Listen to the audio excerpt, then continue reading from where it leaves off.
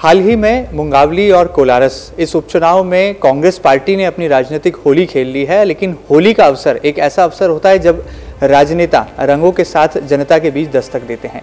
कुछ ऐसी ही बड़े पैमाने पर दस्तक देने जा रहे हैं कांग्रेस के पूर्व विधायक और वरिष्ठ नेता सत्यनारायण पटेल। क्या वजह है कि देपालपुर में होली मिलन समारोह की जो गर्जना है वो दूर दूर तक सुनाई देने वाली है? फिलहाल वो हमारे साथ हैं, उनसे करते हैं सीधी राजनीतिक बात। पटेल साहब, सबसे पहला सवाल, मुंगावली और कोलारस में आपने खूब पसीना बहाया, अब बारी है इंदौर के नज़दीक देपालपुर विधानसभा क्षेत्र की, जहां से आप 2 बार एमएलए भी रह चुके हैं। किस तरह की तैयारी है और क्या लगता है उपचुनाव की इस जीत का कितना असर आपको आपके द्वारा आयोजित होली मिलन समारोह में नजर आने वाला है? सबसे पहले तो मैं वाकई मुंगावली और कोलारस की विधानसभा जीतने पर सिंधिया जी के नेतृत्व में और प्रदेश के सभी कांग्रेस के आम जन नेता और कोलारस विधानसभा के मतदाता और मुंगावली के मतदाता को बधाई देता हूं। होली की शुभकामना भी और जीत की भी बधाई। साथ ही होली मिलन समारोह, दिवाली मिलन समारोह, ईद मिलन समारोह, और ये हमेशा हमारी विधानसभा में एक सतत प्रक्रिया रही है। उसी को लेकर हमने होली मिलन समारोह रख दिया और ये हमेशा कुछ न कुछ बहाने के माध्यम से कार्यकर्ताओं से और जनता से मिलने का संवाद हमने स्थापित करने की कोशिश की है। उसको लेकर कल हमने होली मिलन समारोह रखा और मैं आप सबके माध्यम से कहता हूँ सब कल 11 बजे से 3 बजे के बीच आप सब कांग्रेस परिवार के सभी साथीगण सादर आमंत्रित हैं, यही निवेदन करता हूँ। पटेल साहब, हाल ही में आपने एक स्वाभिमान यात्रा भी निकाली थी जिसके जरिए आपने किसान, युवा और बेरोजगारी की समस्या, किसानों की जो मूलभूत समस्याएं हैं उसके खिलाफ, शिवराज सरकार के खिलाफ एक हल्ला बोला था। कितना प्रतिसाद इस यात्रा का मिला है और क्या लगता है इस होली मिलन समारोह में राजनीतिक मिलन भी देखने को मिलने वाला है देपालपुर विधानसभा का सीट का? राजनीतिक आदमी तो राजनीतिक का उद्देश्य तो हो गई और निश्चित होना भी सही है। अगर कोई कहता कि नहीं है तो वो गलत है।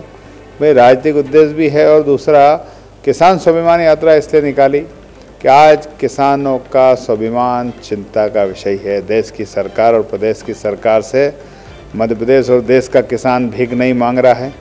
मध्य प्रदेश और देश का किसान सरकार से अपनी मौलिक अधिकारी जो बाबा साहब भीमराव अंबेडकर के संविधान में जो लिखा गया है उस अधिकार के लिए वो अपनी बात को रख रहा है। लेकिन देश की वर्तमान सरकार, प्रदेश की वर्तमान सरकार किसानों के नाम पर वोट जरूर मांगती है, लेकिन देश आज़ादी के बाद सबसे बड़ा अगर कोई धोखा दिया है तो नरेंद्र मोदी की सरकार ने और शिवराज सिंह की सरकार ने मध्य प्रदेश में दिया है। ये चिंता का विषय, इसको लेकर हम मैदान में निकले हैं, क्योंकि जब तक किसानों का स्वाभिमान नहीं लौटेगा, उनको फसल का वाजिब मूल्य, समर्थन मूल्य नहीं मिलेगा, जब तक इस देश की अर्थव्यवस्था, अगर इस देश की अर्थव्यवस्था 70% अगर है तो देश के किसानों से जुड़ी हुई है, किसान से जुड़े हुए मजदूरों की है, वो छोटे व्यापारियों की, और नौजवान किसान जितने हैं वो बेरोजगार है।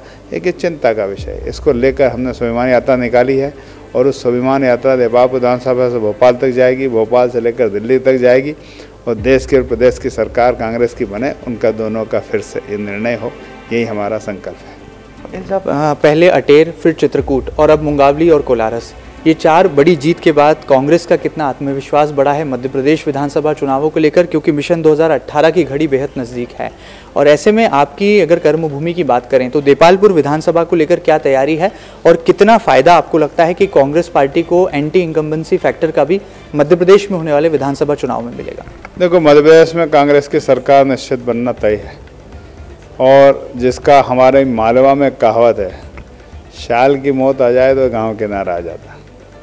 तो शिवराज सिंह की सरकार गांव किनारे आ चुकी है और निश्चित ही इस सरकार की मौत तय है।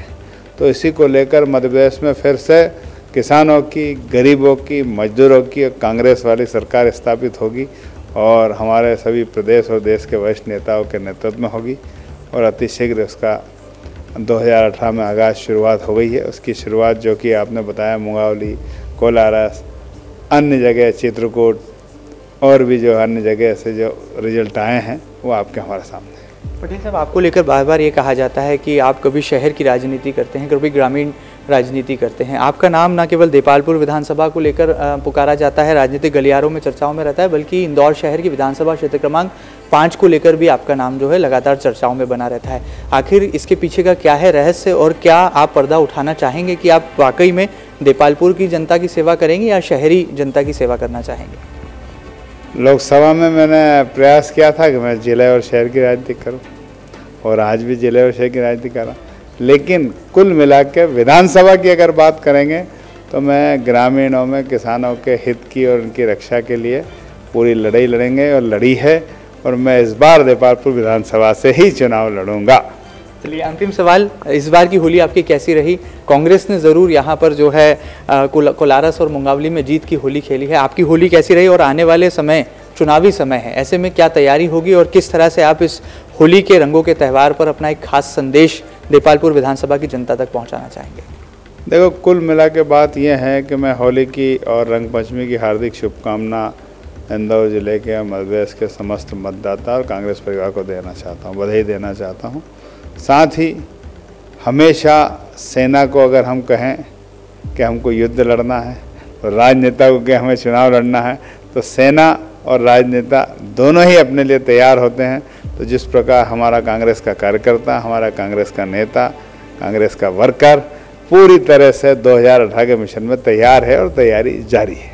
चलिए, बहुत बहुत शुक्रिया हमसे खास बातचीत के लिए। तो ये थे कांग्रेस के वरिष्ठ नेता श्री सत्यनारायण पटेल, जिनका साफ तौर पर कहना है कि मध्य प्रदेश में शिवराज सिंह चौहान की सरकार की मौत जो है बेहद करीब है और होली का ये त्यौहार है। ऐसे में होली मिलन समारोह के राजनीतिक मायने जरूर निकाले जा सकते हैं, लेकिन वो देपालपुर क्षेत्र की जनता की सेवा के लिए कटिबद्ध थे और कटिबद्ध आने वाले समय में भी रहेंगे।